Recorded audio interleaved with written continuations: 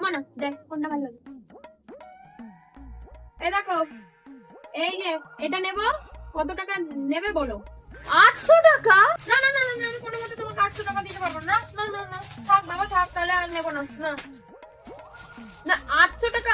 এই জামা কি করে 800 টাকা হতে পারে তুমি বলো? কাপড়, সে কাপড় ভালো আমি জানি, ঠিক আছে, কিন্তু এই জামার আমি কোনো মতে 800 টাকা দেবো না। না, এটা দেখো, এটা নেবো, 100 টাকা দেবে না, হবে না, ঠিক আছে, থাক নেবো না, তাহলে আমি গেলাম, আমি যাই।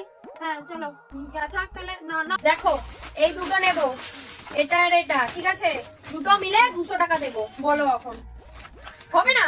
তাহলে থাক থাক থাক, না বাবা থাক থাক, তাহলে উঠি।